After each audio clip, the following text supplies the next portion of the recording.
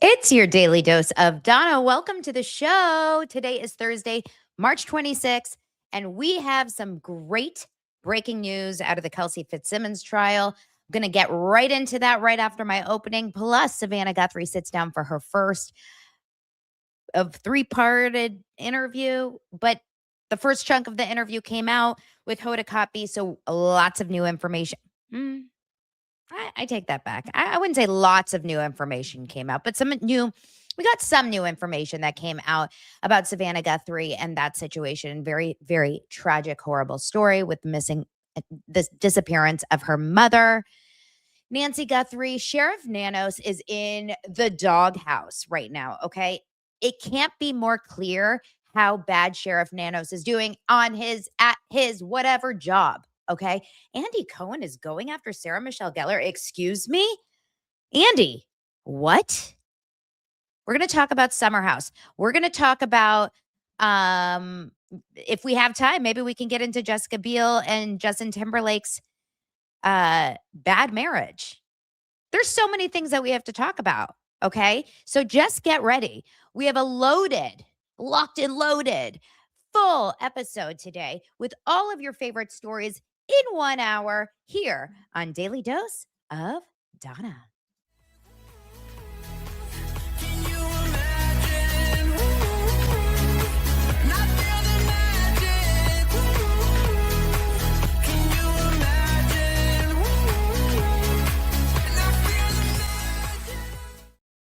Once again, I am trying to multitask because something about the I'm going to sue.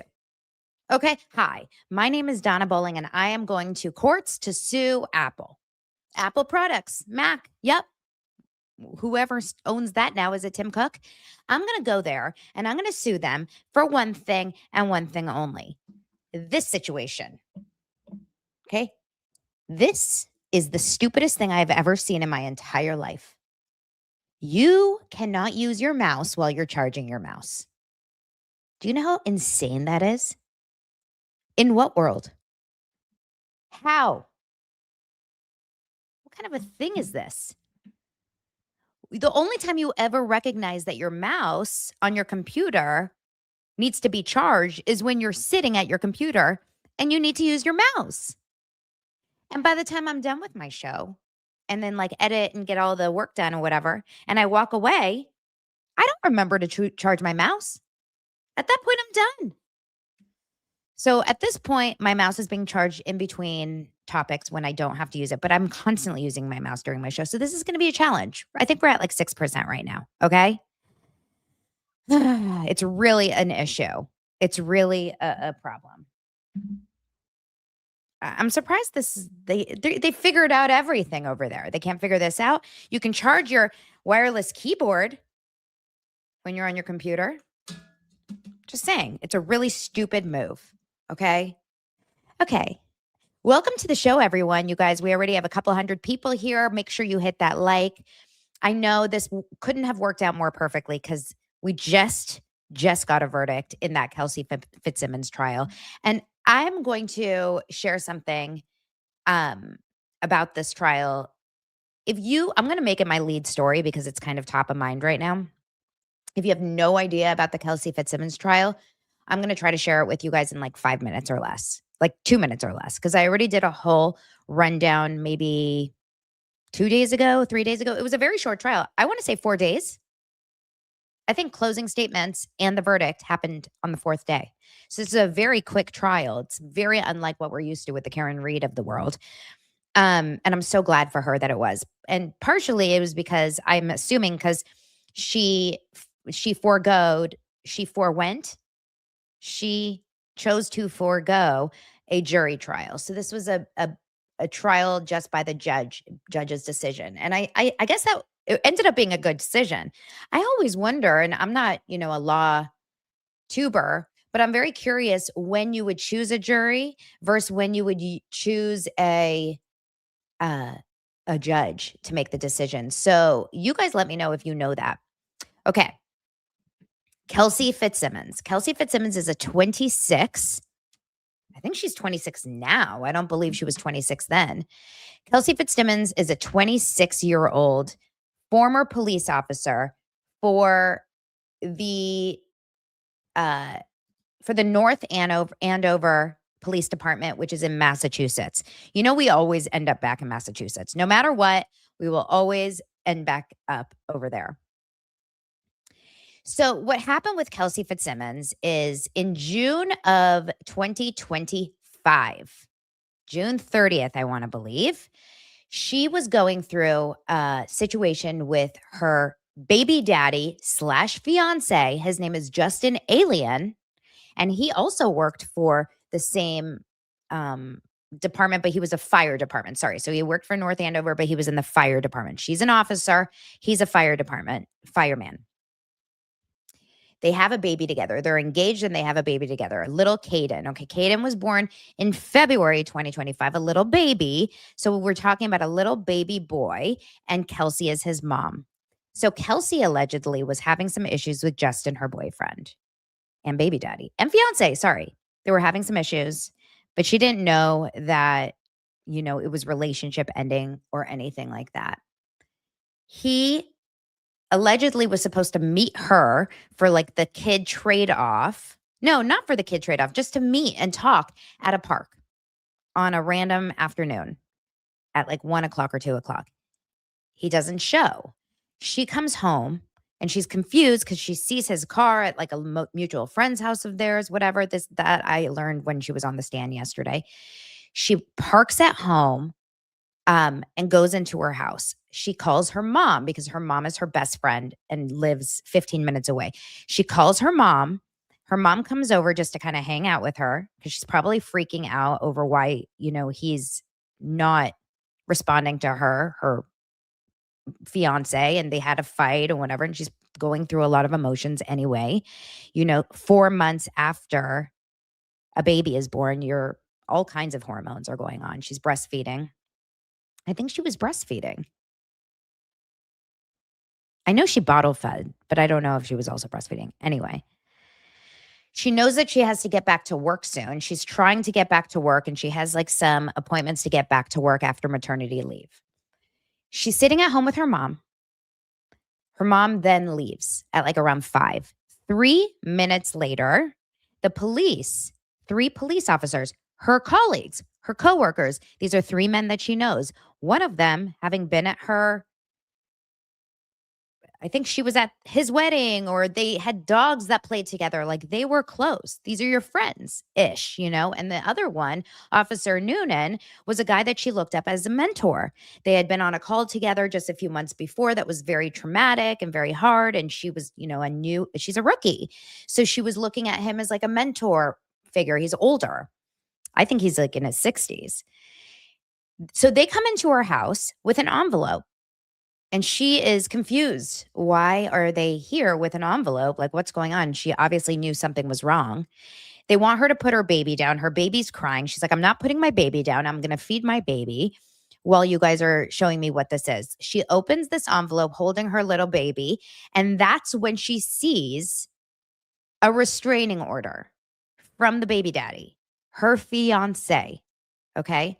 She gets this restraining order. This restraining order comes without an affidavit, which is illegal, apparently. I guess that's like something you can only get away with in Massachusetts or whatever. Meaning she has no idea why she's getting this restraining order. She just sees the restraining order. Now, this restraining order doesn't only prevent her from having any contact with her baby daddy, Justin, it also prevents her baby from having any contact with her and her dog. And this part, I'm like confused how this works. Okay.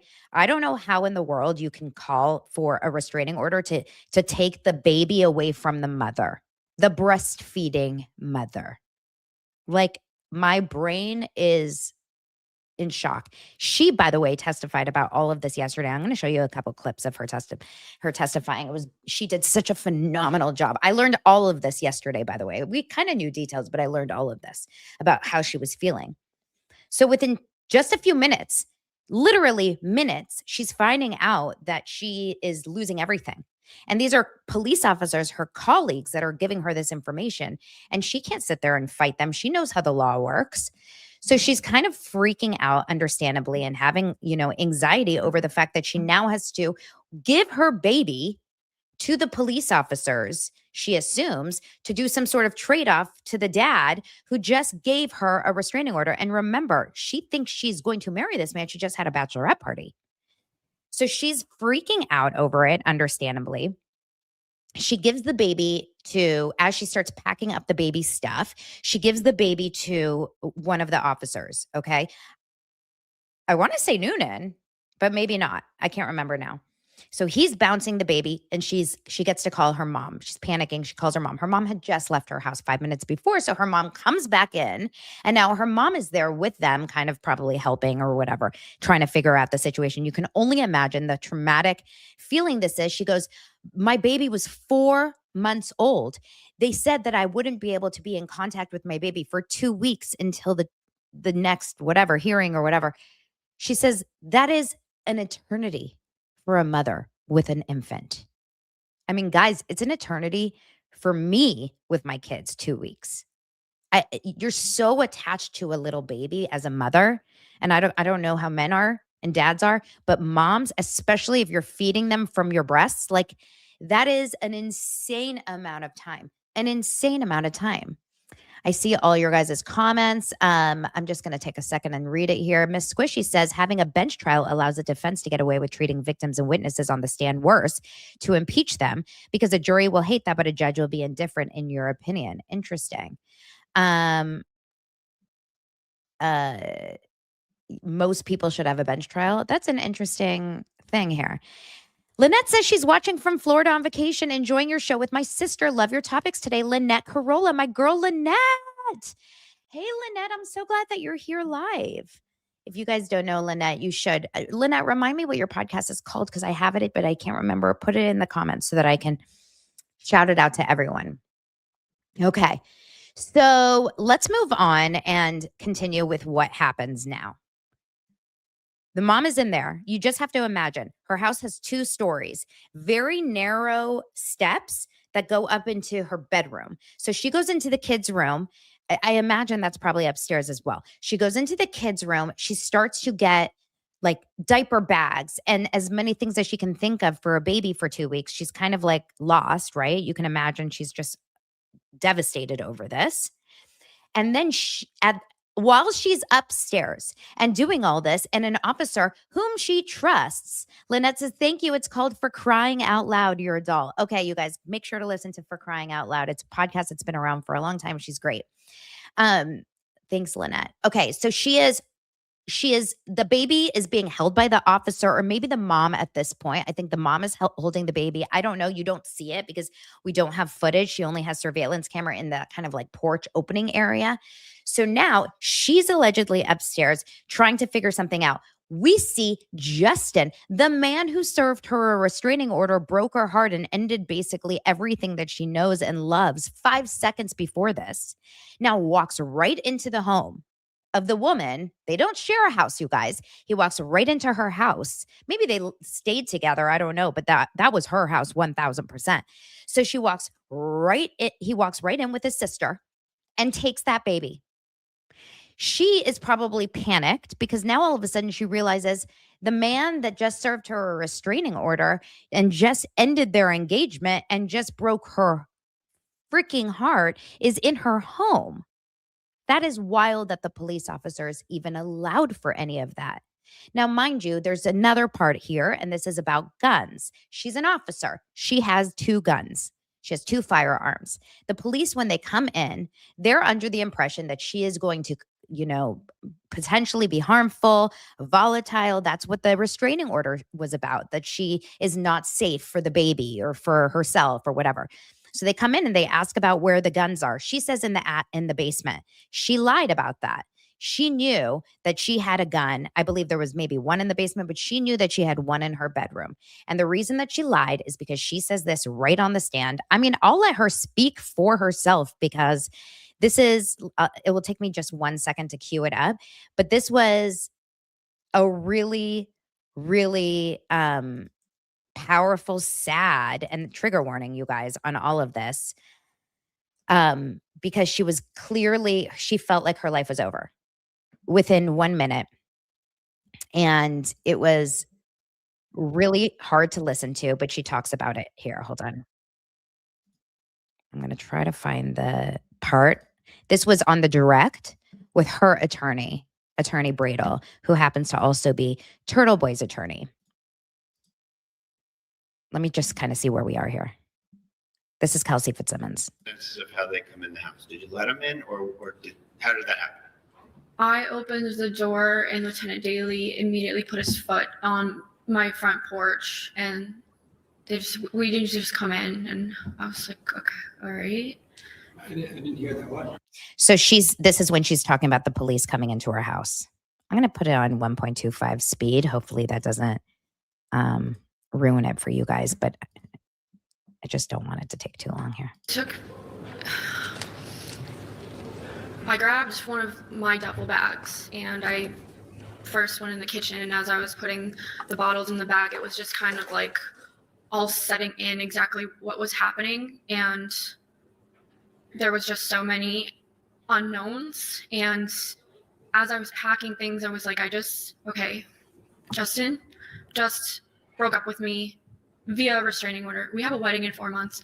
Kaden is not going to be with me for 2 weeks. That's an eternity for a mom, any mom.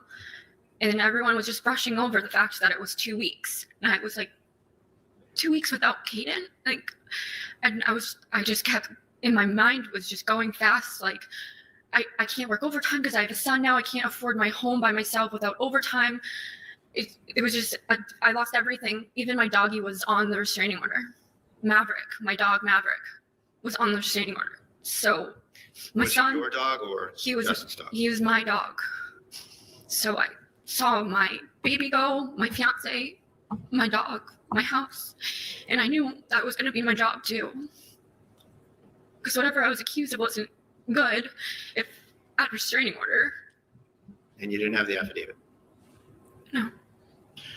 Where did you go after you went to the kitchen with the duffel bag? So if you can imagine, when I was watching this yesterday, it was so powerful. It's so awful to imagine where your mind is at. And maybe you have to be a mom to know but I'm sure not. I'm sure men can feel this, and I'm sure other women that don't have babies to know. Something you love more than anything, plus the love of your life, plus your dog is being completely taken away from you within 5 seconds. And then she just knows in this moment that she's also going to lose her job, because she said, I'm a police officer. Whatever is in this restraining order is probably bad enough. And my colleagues are serving me this restraining order. I don't know, understand how I could still have a job after this. So she starts panicking. Okay. She also is dealing with postpartum depression at this point. She had been diagnosed by a doctor. She was going through something in this moment anyway. Trying to hand them things so they would go away. Where did that happen? That happened upstairs. So now she's upstairs in her room, and she says that she's trying to hand the officers things so they could take them downstairs and potentially just take them to Justin, because she wants them to leave her alone. So I was first in the room. You walk up, there's a landing.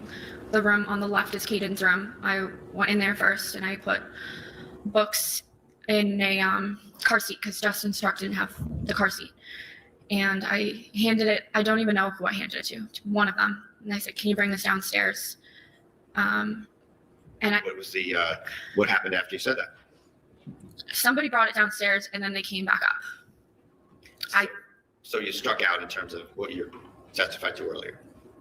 Yeah, I just kept trying to hand them things to make them go away.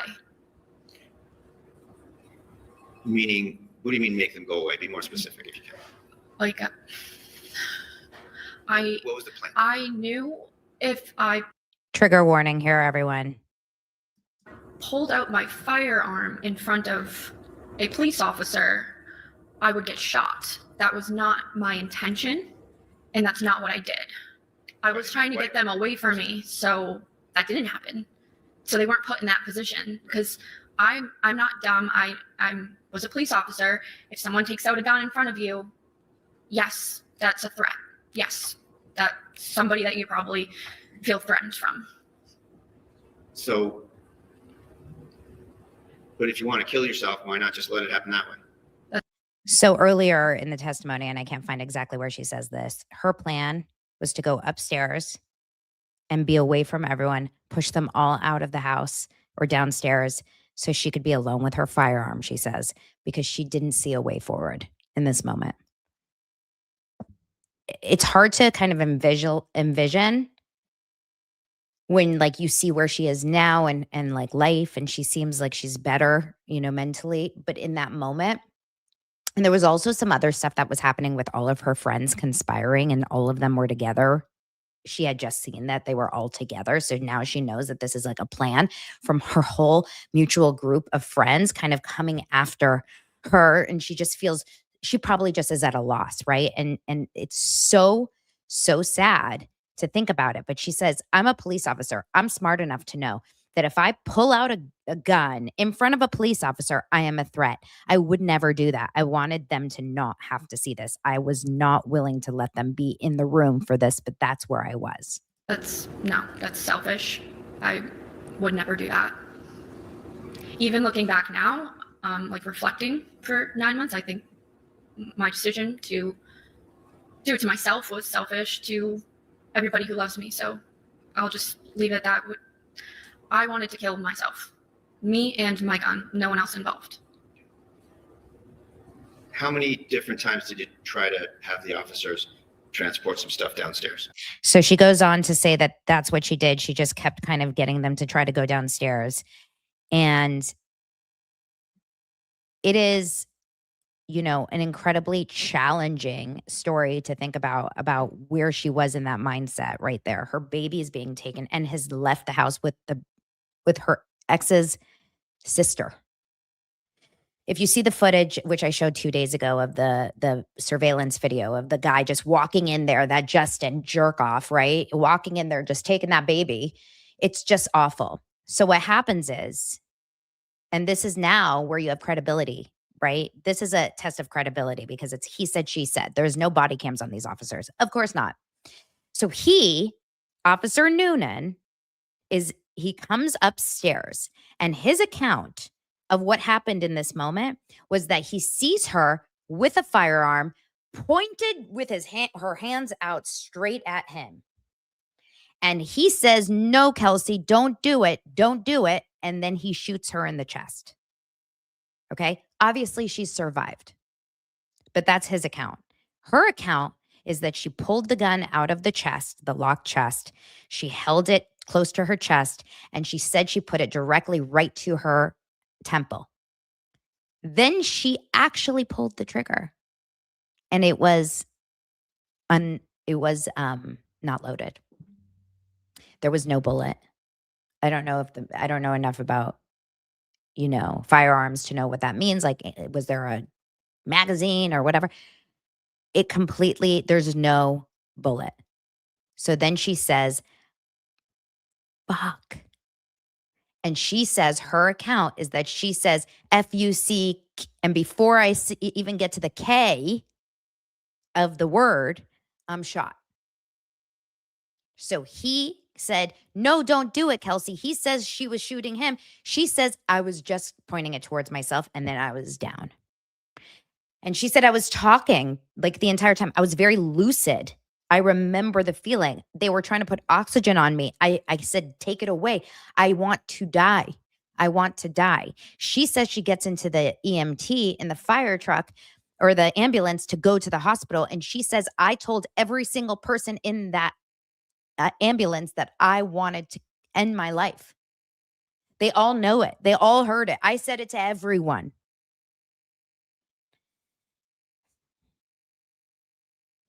And she still got charged with an assault with a deadly weapon. So today we had the verdict being read. We had closing arguments, and then the verdict was read. And this is, I think, okay, let me just tell you something really fast. The judge, nice guy, really nice guy, this judge. A lot better than Canoni. But this judge is a talker. And when I tell you, I was having severe anxiety as he was going through his whole motion of everything. Like, so I just wanted to say, this has been the hardest case I've ever done. And this is so difficult. And I have great, respect for everyone involved. And this and this and this and that and this and this and that. Like he was going on and on and on. And I was like, get your wit. And at first, when he was like, I really respect police officers, I'm like, oh gosh. Then he said, he had a 10-minute speech. Let me see if I can get closer to when he says it. Our exceedingly cynical, polarized atmosphere where our citizenry often believes that there is a conspiracy under or around every corner. He says he sees no evidence of a conspiracy here. Was a young woman, Ms. Fitzimmons, who was also a dedicated public servant, react to sudden, confusing, and heartbreaking news. Now let me turn to the evidence and the law. He says, I saw both a credible officer and a heartbreaking story of a young mother. Continues. The legality of Officer Newman's use of force and issues regarding the custody of Katie. That not only did Ms. Fitzsimmons point a gun at him, that she also pulled the trigger.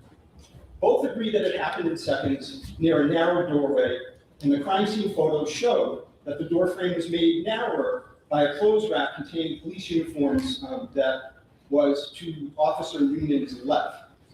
The door frame was also made, the door frame was made still narrower when Officer Newman used it to take cover when he drew his firearm. During the closing argument, the Commonwealth argued that bullet in her ever wrapping the slide after pulling the slide about not wrapping the slide. It does not detract from the adamancy and credibility of her testimony that she never pointed the gun at Officer Noonan. He says, I find both Officer Noonan and Kelsey Fitzsimmons to be credible. Of which he was equally as adamant that she did. Perhaps the Commonwealth could have easily met its burden if the officers had been wearing body cameras. But under these circumstances, he said, perhaps the Commonwealth could have met the burden if the officers were wearing body cams. I'm left with a reasonable doubt. And I find that the Commonwealth has not met its burden to prove that Ms. Fitzsimmons committed the assault by means of a dangerous weapon on Officer Newman. And my verdict is, and it must be, not guilty. With that, I will hand the signed verdict slip. Oh, it's such good news, you guys. I love when good things happen. I love when there's justice. Now, I will say the one negative thing here is she still has to fight to get her baby back.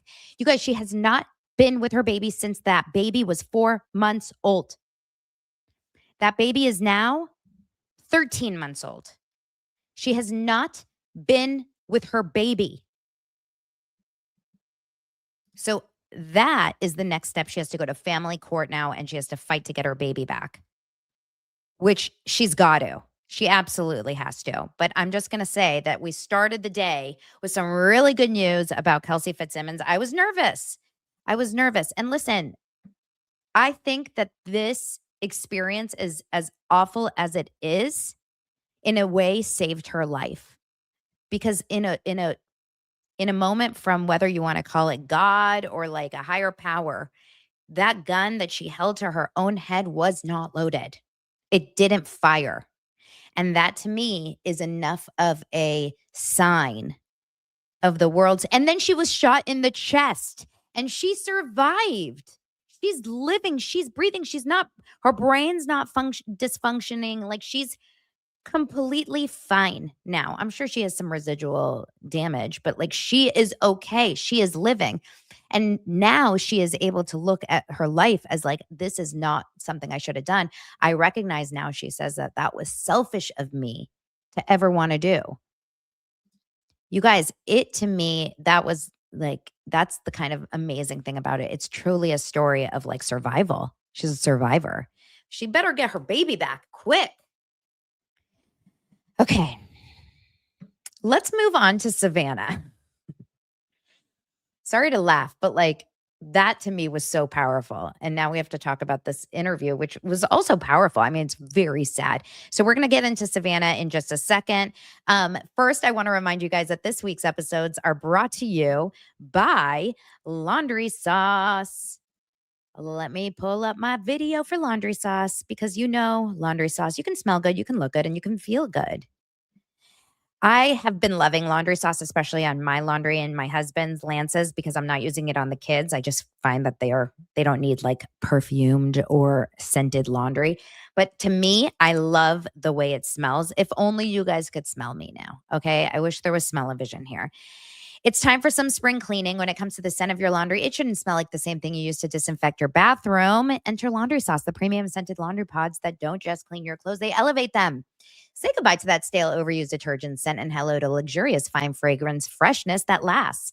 Imagine stepping outside on the perfect spring morning with your clothes smelling like Australian sandalwood, Italian bergamot, or Egyptian rose. You guys, make sure to get Laundry Sauce. It's not just about the smell. It also has an incredible cleaning power, and you can absolutely use it instead of whatever you normally use now.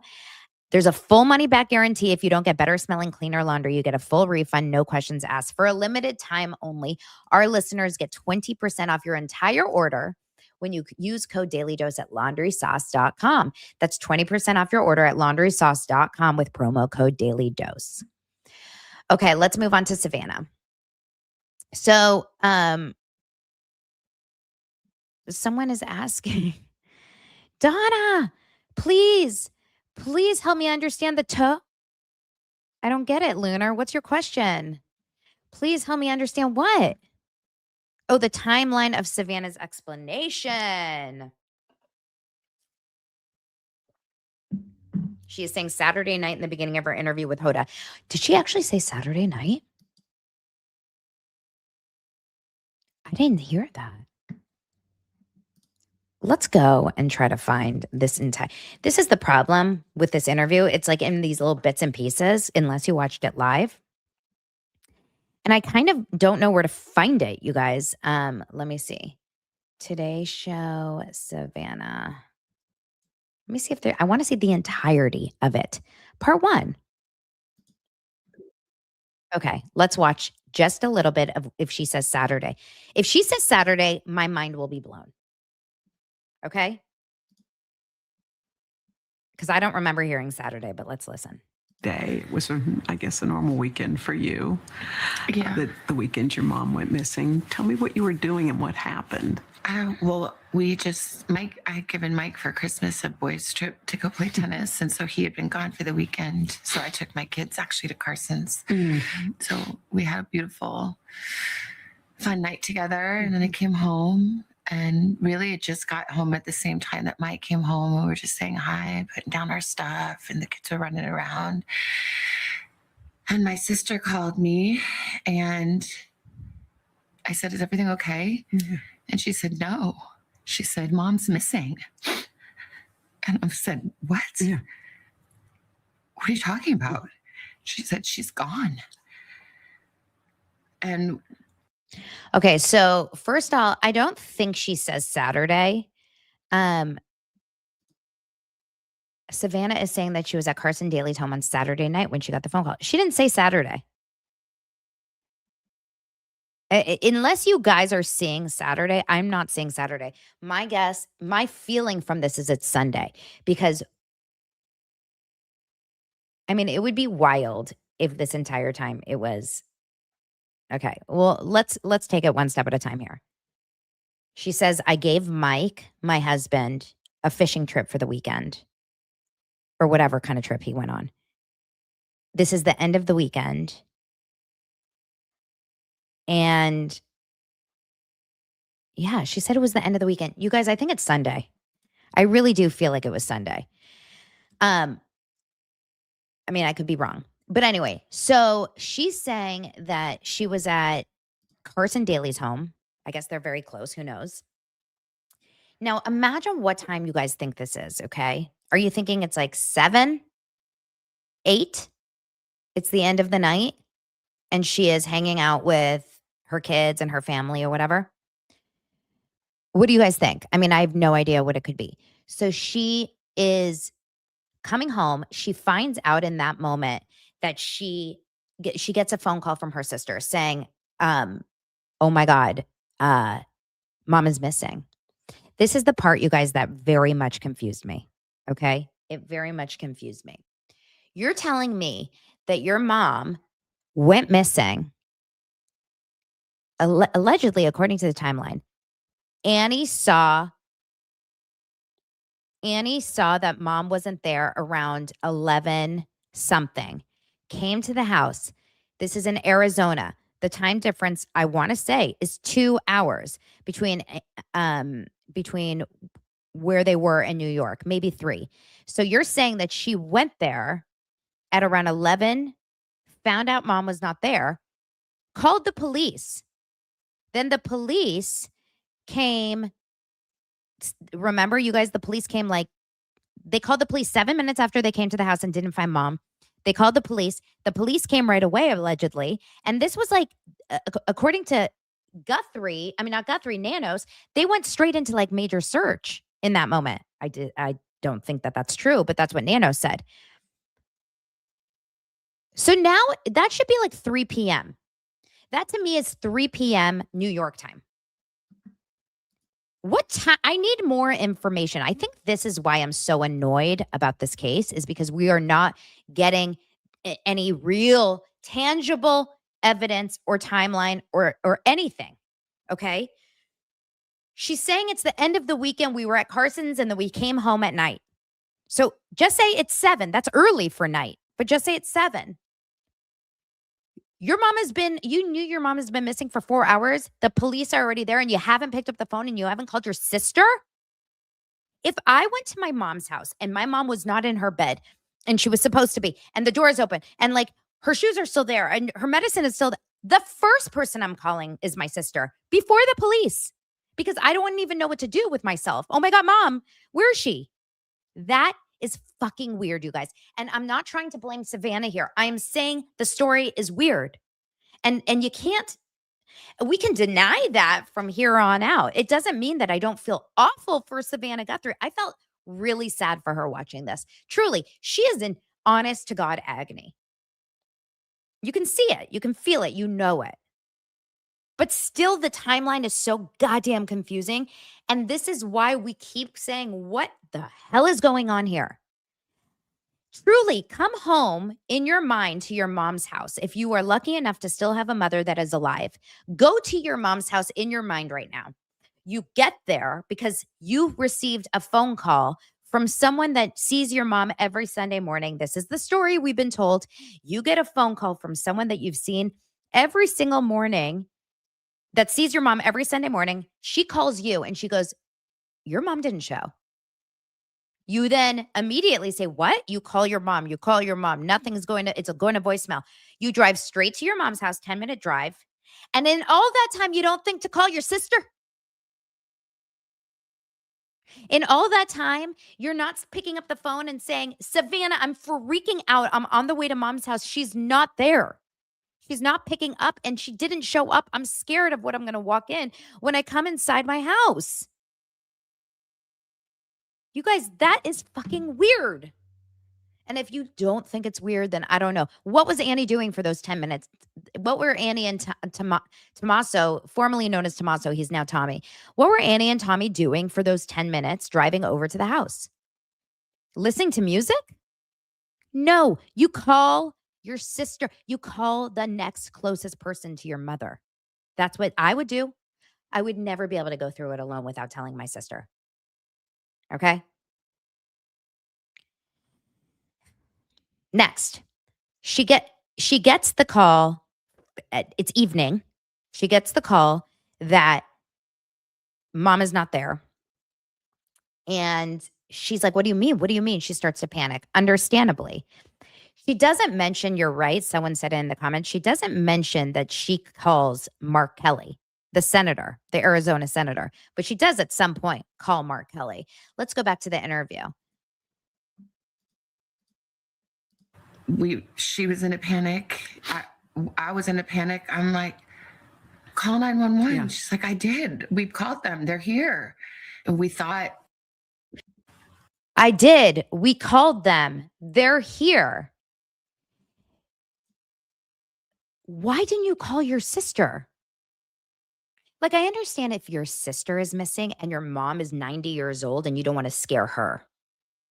But wouldn't you call your sister first while you're waiting for the police to show up to your childhood home? Did she call Cameron? Did she call the brother? Like, did she call someone in the family? Or she just decided to take it all on herself, Annie? That she must have had like some kind of medical episode in the night, and that somehow, you know, the paramedics had come because the back doors were propped open, you know? Okay. And So now we find out that the back doors are propped open. It would be nice if we just knew a little bit more about this case so we didn't have to speculate so much. But now we find out the back doors are propped open. I don't know what that means, whether it's with a piece of furniture or they just stay open, who knows. So the back doors are open, meaning they probably entered through the back door because remember, we saw no forced entry at the front door. And then they were left through the front door, most likely, considering the blood. that didn't make any sense. We thought maybe they came and there was a stretcher and they took her out the back, but her phone was there and her purse was there and all her things. And it just didn't make any sense. So, you know, Annie and Tommy had already called all the hospitals, but then I'm like, I'm going to. Annie and Tommy had already called all the hospitals before calling their sister? You guys, I don't know their relationship. I don't know Savannah and Annie's relationship, but this is the wildest part of the entire thing. You have time to call all of the hospitals and the police and wait for the police to get there. Plus, you've already found out an hour before that your mom was missing. Plus, you drove to your mom's house. All of this is already. How many hospitals did they call? They already called all the hospitals. I'm going to call the hospital. So then I started calling the hospitals and the police were there and talking to her at the same time. And it was just chaos and disbelief. Within hours, Savannah was making the long journey home to Tucson. You saw Annie and Cam when you got to their house. Tell me This about is when that moment. Just disbelief. And This is when she had called Mark Kelly. Sometime between when she found out mom is missing and coming to Tucson, we had found that out through Mark Kelly. By the way, I just want to say something. The comments are not coming in here on YouTube, so I have no idea what you guys are saying right now. Oh, now they're starting to pop in. They like paused for a long time. This is not a dog on Savannah as a person in terms of her going through this. Okay. This is not me saying Savannah is lying or wrong or whatever. I'm just saying if you were to read a book, a true crime book, or watch a true crime novel, documentary or whatever, and you heard this, your spidey senses wouldn't be like, that is strange. That's like a missing piece of the puzzle there. That's a huge and very important part of this. Yeah, Marna brings up a great point. Have you heard from mom? Wouldn't Annie immediately call Savannah and be like, mom's not home. Have you heard from mom? We don't know if she's asked the neighbors this. We don't know anything. We have no idea about any communications between anyone. Okay, let's continue. and hugging each other. And I think we were on the phone with the sheriff and trying to, really make clear from the very early moments, Annie and Tommy were saying this isn't that case that you are used to where someone wanders off. She can't wander off. My mom. So Annie and Tommy were saying right off the bat, this is not something like she's wandered off. You can't. Remember, this is apparently not with police officers. It's just Annie and Tommaso and Cameron and Savannah. She was in tremendous pain. Yeah. Her back was very bad. She was trying to, on a good day, she could walk down to the mailbox and get the mail, but most days not. Okay, that quote. We've heard that before. Do you guys remember hearing that before? We heard that before during her conversation the New York Times article. The New York Times article that came out where apparently they had talked to her friends, not Savannah, but it was the exact same quote. On a good day, she would walk to her mailbox to get her mail. You mean to tell me, thank you, Molly Dare, for exactly what I was just about to say here. You mean to tell me that this is a woman that literally on a good day could not walk to the mailbox on her property, or could walk to the mailbox on a good day?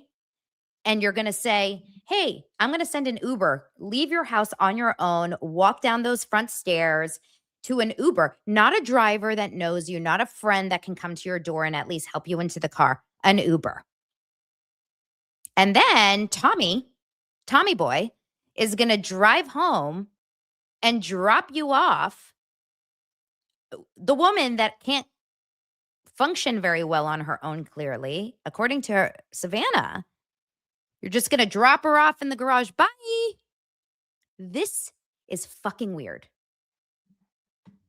Notice this is not about Savannah again. I really want to say that very clearly because I feel awful for Savannah. I think she's the only one that's seriously going through, like, in my eyes, from what I've seen, she's like truly the only one that I feel is like really struggling.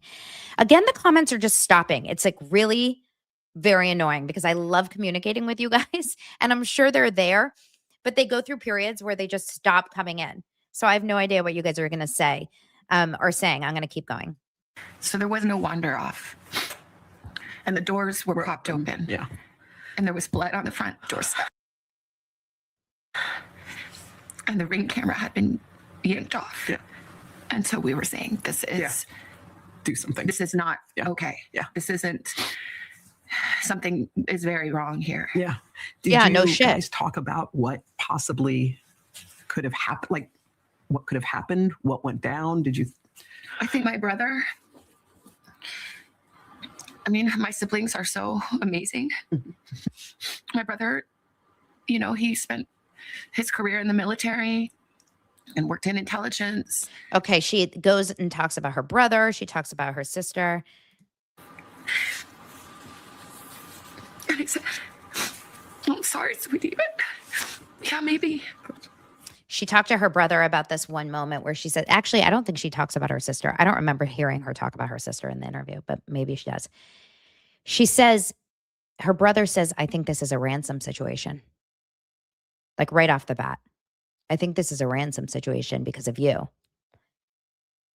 And she can't fathom why or how. And understandably, the guilt, the awful guilt that you can imagine is coming in from what she's going through in this moment, right? She's clearly seriously struggling because to think that your wealth and your success is the cause of this, that has got to kill her. I mean, what a horrible thing to live with. I need to go watch this on YouTube. I need to go watch my show on YouTube so that I can see my comments because they're not coming in and it's killing me softly. Okay. All right, okay, you guys have a bunch of comments that I wish I could bring up, but I can't, but I can say, oh my God, you guys have so many comments. I really wish I was reading this. You guys are talking about Hoda. You guys are talking about a bunch of different things here. Okay, here we go. Someone, Tanea says, I know that it can feel like it, but it's not your fault, Savannah. The person who did this made their own decisions and carries all the blame. Of course, I don't believe it's Savannah's fault. However, if it is a targeted attack for, money, it's inadvertently because Savannah is Savannah. I mean, I don't think it's because, she just happened to be an old lady in a home. So I can see why Savannah feels that way, but it's just so, so awful. Lunar brings up a really good point. Why have we not heard the 911 call? The Annie calling the police. You guys, I'm freaking out. My mom is not showing up at home. What is going on? I need some help. Please, please, please. I mean, that call had to have been made. The police did come. Why haven't we heard that? That is really interesting.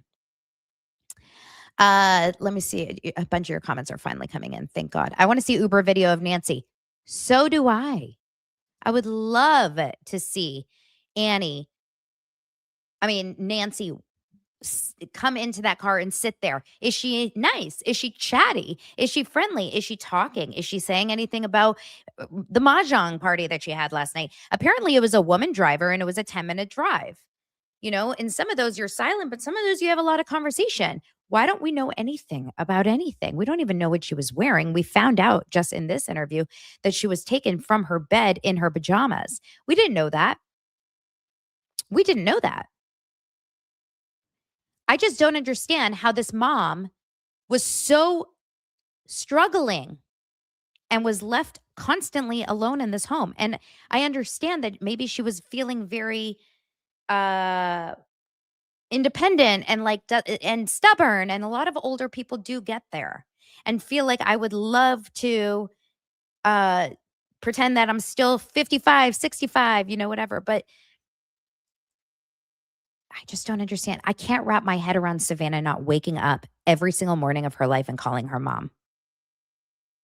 I'm just being honest, you guys. My mom, I've said this before, my mom had an aging mother who just died in October 2023. She was 90-something years old. She lived in another country across the entire world every damn morning of my mom's life, and afternoon and night. My mom would call her. They were on the phone 3 times a day, and it wouldn't always be good conversations. They actually fought a lot because her mom was getting very challenging as she got old. But she called her every single day. The second with sleep in her eyes, my mom would pick up the phone and call my sapta. That's how you say grandma in Hebrew. It's especially if they're alone, and especially if they're in pain, and especially if they need daily medication, and especially, she lived alone. She didn't have someone to be there for her. My grandma had a live-in nurse, and my mom still called her 3 times a day. So these are strange things that I feel like are confusing to me. And I wish Savannah just said this. I wish we felt like we got the full story. I wish she said, I knew that my mom was fine. The last time I spoke to her was the night before, right before she went to bed. She called me and we spoke and we had a really nice conversation. And she said that she was feeling good. And, I didn't think anything of it the next morning when I didn't hear from her because I had just spoken to her. When was the last time Savannah spoke to mom? How did mom sound? We're still missing so many details. And that's what's so hard about this case. Yes, as just a layman watching and just someone that doesn't care about, solving the case and finding Nancy Guthrie, you watch this and you're just like, this is just so sad. And it is. It's so freaking sad. But we're also not getting the story. We're just getting more sadness and feelings, but we're not getting any closer to figuring out the timeline, the investigation. She goes on to how she thinks it's probably her fault. Let's see what this part is. My siblings are amazing. Mm-hmm. And we are a unit. And I talked about how brilliant my brother is, but my sister is equally brilliant and also has special powers of intuition and faith and language and depth and heart. And I feel like we came together with all these beautiful gifts that came from our mom and dad and from God. And somehow together we did our best to come up with the words to say.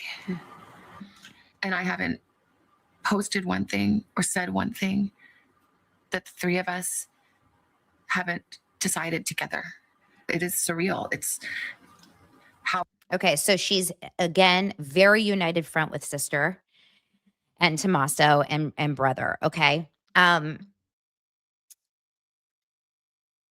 Okay, some comments finally just came in. I'm really annoyed with StreamYard, my platform, that I do this because normally it's so great, but the comments are in and out. Hold on one second. Let's go. So Glow says, I spoke to my mom and my sister who passed every single day. But Katie says, again, I think that's very dependent. My mother's in her 70s with breast cancer, but I don't talk to her every day. I also rarely talk to my siblings. Are you close with your mom? Are you close with your siblings? If I didn't hear from my mom or see her posting on Facebook or like doing something every day, I'm confused. Like that would freak me out. I don't talk on the phone to my mom every day, but we at least like I see evidence of her living. She posts something or she'll send me a text and I'll send her a text back. Like there's something. But my mom also has a husband. She's very, very active. She travels the world. She drives her own car. She lives her own life. She lives with someone. So she's not alone that I feel the need to check on her.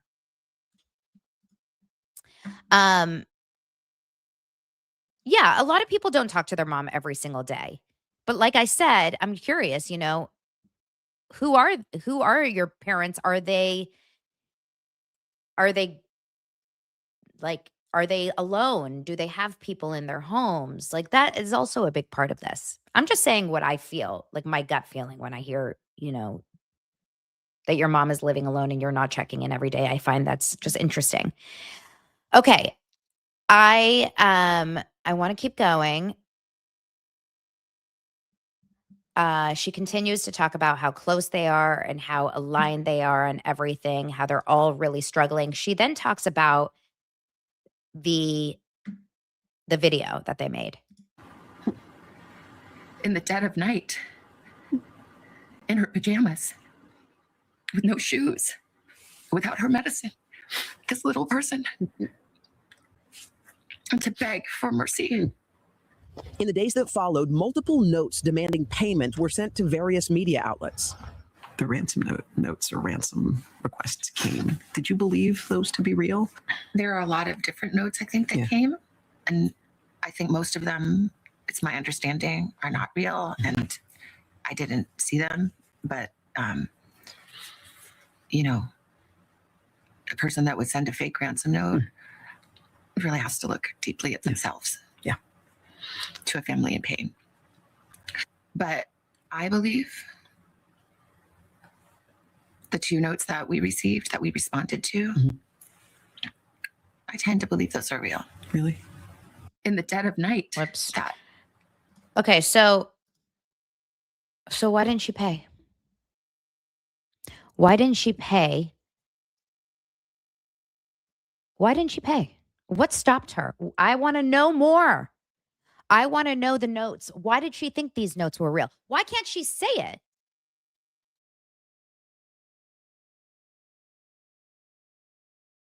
Those notes.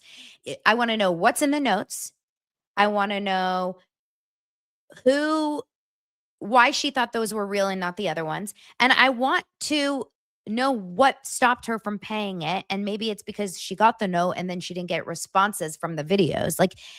I would love that information. I just wish Hoda asked that. I'm just talking about someone that's like nosy and very invested in this. I'm very, very interested in this case and I want to figure it out. So it's frustrating to hear half the story and not the full. Then she goes into how she hopes that people have a heart and do the right thing and come to her and do the right thing. And I'm going to steal this from Molly, who said this earlier on Instagram, that if you have stolen a woman, an elderly woman from their home for 50 some days without medication, etc., you are not of the mindset to do the right thing. It's just not who you are. There's something missing there. Speculation that had started to swirl. Let's talk about that for a minute. I'm glad that people saw. Yeah. Okay, so this is the time where she's going to talk badly about Zach Peter. I'm going to take myself out of the equation on this one. This is when she brings up Zach Peter's name. Just kidding. Just kidding. But I do think that this is a moment where she's now deflecting the stress and the anxiety and the hate that has maybe for the investigation not going anywhere.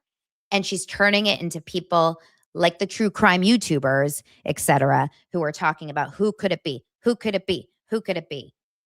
the speculation. What came to our door? When you talk about the cruel speculation, the whispers, the innuendo that it was somebody in your family, how did you weather that? It's unbearable. And it piles pain upon pain. There are no words. There are no words. I don't understand. I'll never understand. But I'm just being real here. Savannah's a journalist. She has covered true crime stories before. She has covered missing person stories before. She knows the way this works. Her brother-in-law and her sister were the last to see the missing person alive. In what book? And I am a true crime nerd, okay? I watch it all. I read it all. I am literally reading 2 novels right now that have to do with missing people. The first person they go to is the last person that they were with. And a lot of times it is the last person that they were with. And sometimes it's the best friend that you would have never expected, or the sister or the mother or the brother or the daughter. So this idea of like, it's unbearable. I just can't. Why don't you tell us where Annie and Tommaso were that night before, what the situation was? Tell us more about Tommy. I don't know shite about Tommy. So why are we supposed to just believe that he's innocent just because you told us? Exactly. She didn't say anything to clear their names. She just says they're not suspects. That's unbearable and it's so mean. Okay. I get it. It is awful. But if my mom went missing and was at my house last night, I guarantee you guys would think I'm a suspect. It's just the way it works. Does she have any sympathy for Carlos, the guy that got pulled, or Luke Daly, the other guy, or anyone else? Like, does she have any sympathy for those people who were allegedly not suspects, but they got completely raided? The police and the FBI were at Annie and Tommaso's house for hours, taking pictures, taking evidence. They took their car. What do they expect the humans that are watching this case to think? It's strange. I understand it's hard. It's awful. It's awful. You've lost your mom and now they're guessing that it could be your brother-in-law, but it's still not like that out of the realm. Oh my God, look at that. Hey, Donna, my kids' names are Donna and Zach. It's probably Dana and Zach, but did you name them after us? Did you name them after Zach and I? Okay, let's continue. And remember, I'm again not saying that Savannah's not struggling. It's just, it's an odd, like she's closing her eyes to some reality in a weird way is my gut feeling. And no one took better care of my mom than my sister and brother-in-law. And no one protected my mom more than my brother. And we love her, and she is our shining light. She's our matriarch. She's all we have. Savannah and her family stayed together in Arizona. She talks about the fact that they were like, you know, they had to leave in the dark, holding hands in the desert to go find themselves a new place to stay because the photographers and the media were harassing them.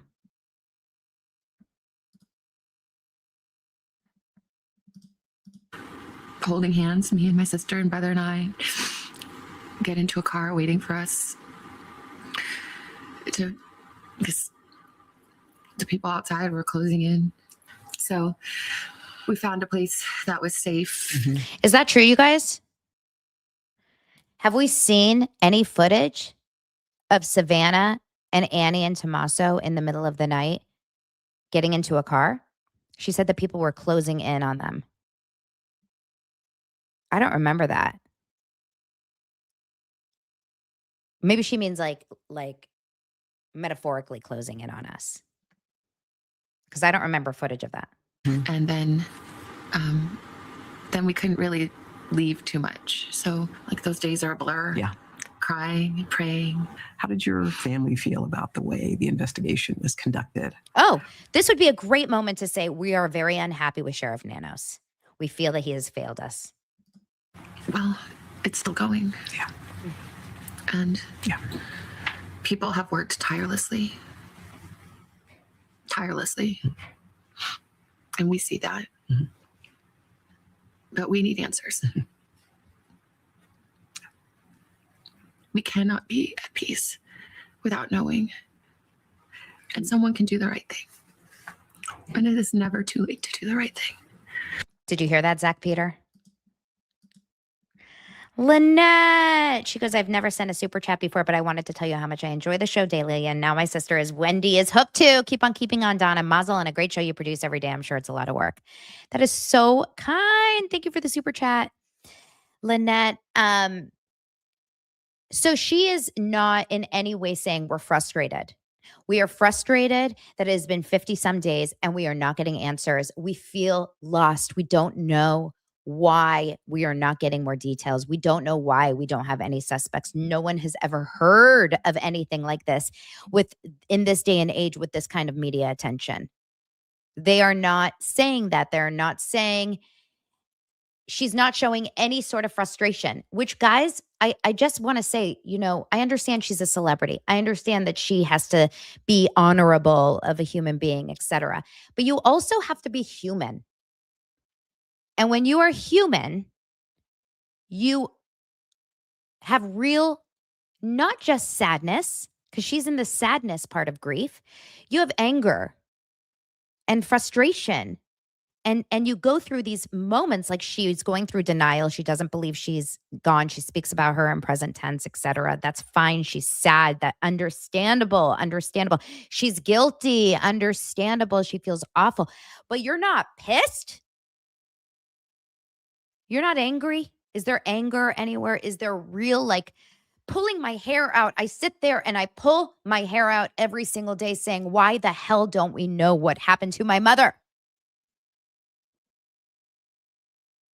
It just doesn't feel, it's like something's lacking there. But Sheriff Nanos, meanwhile, has had a real bad week.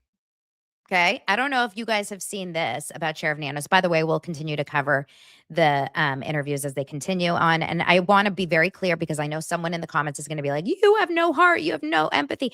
I feel sick over it. I am so incredibly sad for someone that just literally was living your life at Carson Daly's house and gets a phone call saying that your mom is missing. You have no idea what's going on. I truly don't think Savannah knows anything. I really feel bad for Savannah. I just think that there's missing pieces. I think two things can be true. Now, meanwhile, Brian Enton, our boy Brian, was over covering this case, and he talks about how Sheriff Nanos, there was a board of advisors, county supervisors, etc., who had a meeting, and he literally got 0 votes of confidence. Sheriff Nanos, 0. It's wild. Here are some of the clips of the meeting. People who are speaking during the public comment. My name is Laurie Moore. Sheriff Nanos is currently in the process of being recalled. As a person helping to collect signatures, the mere mention of his name gets the clipboard snatched out of my hands, followed by, "Give me that. This guy has got to go." Most petition signers only know of Sheriff Nanos from the embarrassing reports on national news, excoriating him nightly for a pattern of amateurish missteps in the gruesome disappearance of Pima County resident Nancy Guthrie. This does not bode well for the leading law enforcement officer in Pima County or the people who gave him that job. The sheriff's well-documented history with the El Paso Police Department should have never granted him employment in the Pima County correctional system, much less the climb to sheriff. The signs were there if anyone bothered to look. For example, there is a record of disciplinary action, including a multiple-day suspension for police brutality. I'm Sergeant Aaron Cross, president of the Pima County Deputies Organization. As many know, a reporter recently uncovered the long-hidden, terrible record of Sheriff Chris Nanos from his time as an El Paso police officer. This includes purportedly beating a handcuffed suspect in the head with a flashlight, for which he was suspended and nearly indicted. This record, if properly disclosed, would have likely prevented him from being hired or from becoming a peace officer in the state of Arizona. For over 40 years, this has been concealed from the department and the voters of Pima County. Because of this scandal, our organization, the largest union of deputies in Pima County, has taken a vote. We asked our members a clear question: confidence in Sheriff Nanos to continue in office, or no confidence and a call for his resignation. The verdict was unanimous: no confidence. He has lost the faith of his deputies and the community. It's no secret. And it continues. More people are speaking. The guy's got to go. And you know how they say, like, when it looks like a duck, when it sounds like a duck, it's probably a duck. Like, Sheriff Nanos felt like a fraud from day one. If you go back and watch day one interviews, because that was the first day, like the only day he was giving real interviews, there is some really, really, really weird energy coming off of him. And I remember just that week on Thursday, so she had gone missing allegedly on a Sunday. Just that week on Thursday, she went to, he did the press conference, his last press conference that he did. And he like started it out by talking about another case. Everyone's sitting there to talk about Nancy Guthrie. And he's like, first of all, I just want to say thank you to the police for what they handled over that. Da, da, da, da, da, da. Like, what? What? It's like it's the Nanos show. He like wants to be a celebrity. He's odd. He's odd. Dana Maria, is someone paying him to bungle it? I'm serious. At this point, I wouldn't be surprised. At this point, nothing would surprise me, but I believe the sheriff is in on some sort of cover up. Whether that's a cover up for what has actually happened, or for who is involved, or for how it's been handled. Like, there is something going on there that is incredibly, incredibly scary for future. And like I said yesterday, think about how many other cases he's bungled that just don't get media attention. Savannah has an opportunity with this audience to go out and to say, like, this is not the right guy. And maybe it's a political thing that she can't because she's a Democrat. I don't know. I actually don't know her politics. I'm just saying, is it potential that this is like all political? I don't know. It's just very odd. He's shady, shady, shady. Okay. Wow, the episode's long, you guys. Have you subscribed? And do you like? Make sure to subscribe so we can cover this tomorrow. One thing I definitely want to watch is this one thing before we leave about Sarah Michelle Gellar and Andy Cohen. Okay? I have not hid my feelings about Andy Cohen in the last year or so. I find him to be I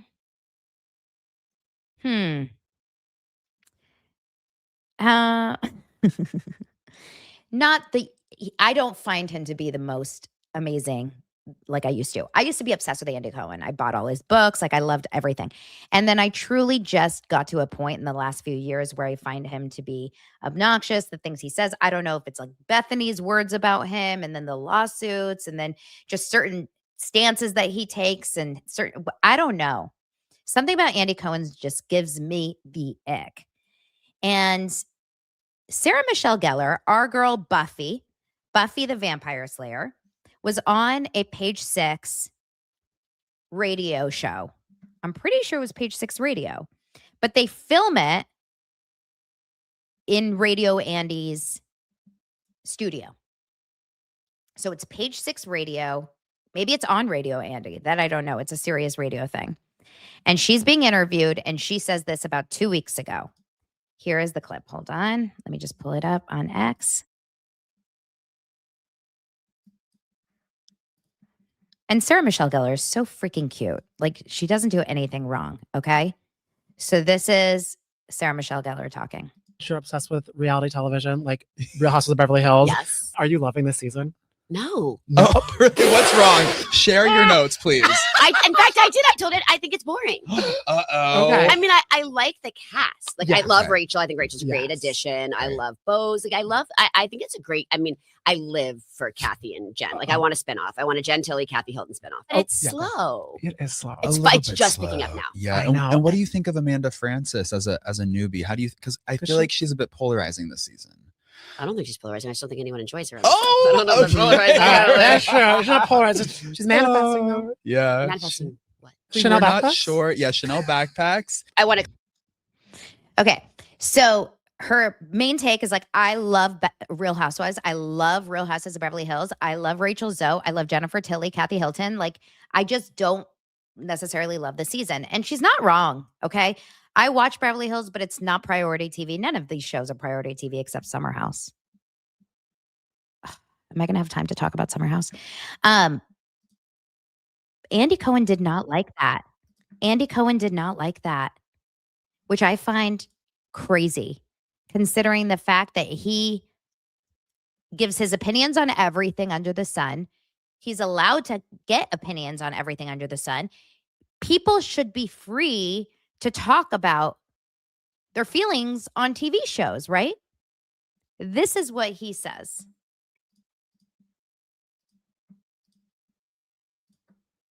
Page 6 radio interviewed Sarah Michelle Gellar. I saw this. It was right after she was on our show. And Yeah, she was and like, it yeah, was- I like it. And then she went on and their then- show and she was like, no. And it was in our studio. And then they post it. And it's like, Sarah Michelle Gellar hates the Housewives of Beverly Hills with all this Radio Andy signage everywhere. And I go, you know what? Don't bring someone into my studio to trash my show. Right. How about the door is locked when I leave? How's that? So, maybe think twice about posting that all over social media where it says like Andy everywhere behind SMG. She wrong, by the way. It's page. Is she though? Someone said it in the comments earlier. Ratings must be bad if he's annoyed by that. Look, I don't know ratings. I don't care enough to look at Bravo ratings, but I'm going to tell you right off the bat, I truly believe they've got to be struggling. They have to be struggling over there with ratings. Okay. Southern Hospitality, a show I used to always watch, has been on now for a couple weeks. I forgot. And not only did I forget, I have no interest in watching it. Real House of Beverly Hills, which is my favorite, I watch it a couple weeks late. Summer House is the only one that I think is appointment TV. I don't know why that show just keeps me going.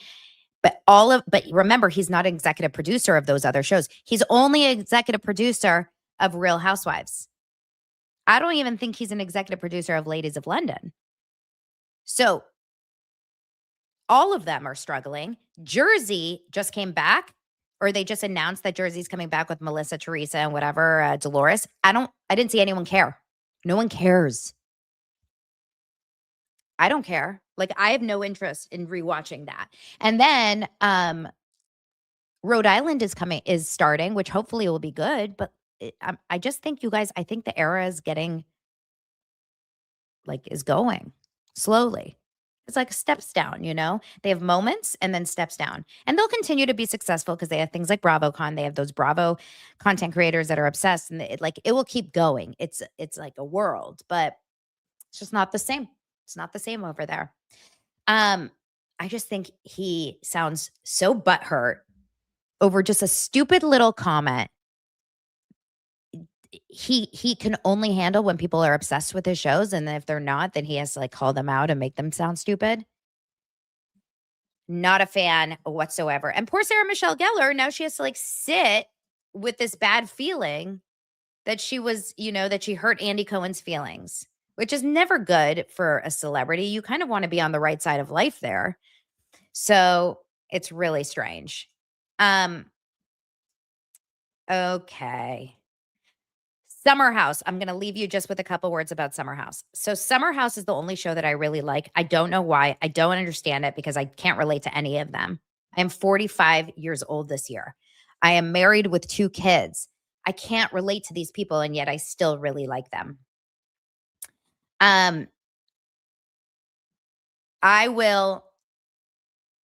This episode was teased by, and this is another thing, Andy Cohen teased, this is the worst Kyle has been in 10 years, will be on this episode. And I'm watching this episode with popcorn, and I'm like, when is it coming? When is that moment coming? When is he going to be the worst that we've ever seen in 10 years? You guys, I'm waiting for it. It still came out. The episode ended, and I'm still waiting for the moment. the episode is not as bad as Kyle has been. We have seen Kyle be abhorrent to his wife, Amanda. We have seen him cheat on Amanda.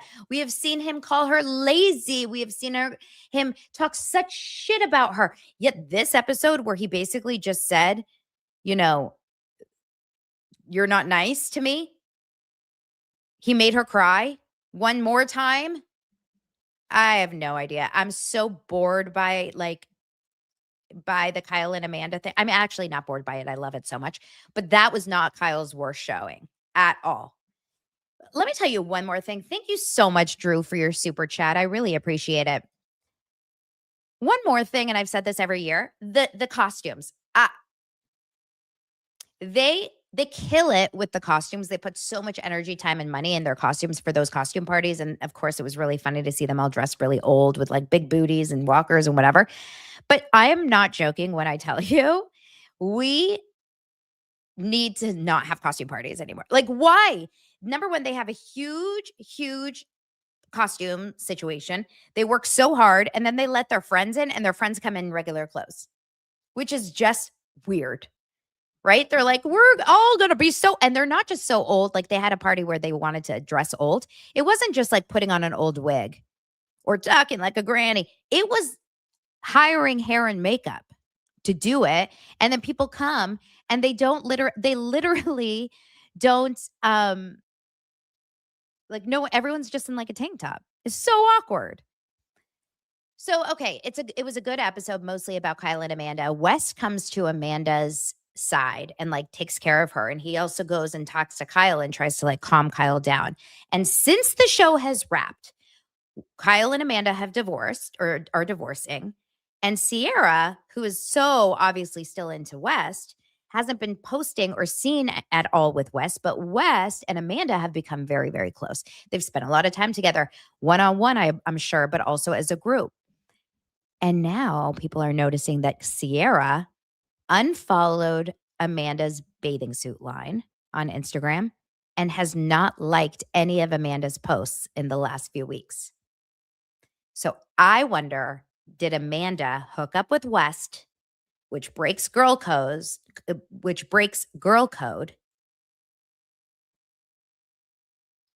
and now there's something going on there? Because I wonder how people would feel about single Amanda if she was the one that hooked up with one of her besties' crushes and exes. Yes, they were supposed to do an Amazon Live together 2 nights ago on March 24th. It was like announced and everything, and they didn't. They ended up doing 2 separate Amazon Lives with the same company. I feel like something's going on there. I'll keep you guys posted. All right, this was a jam-packed episode, 80 minutes of fun. I love you guys. Thank you so much for subscribing, for sticking around, for being here, for the super chats. That means so much. It really does. And I guess that's it. Yay, justice for Kelsey Fitzsimmons. We got good news today for Kelsey. I'll talk to you guys tomorrow. Love you. Bye.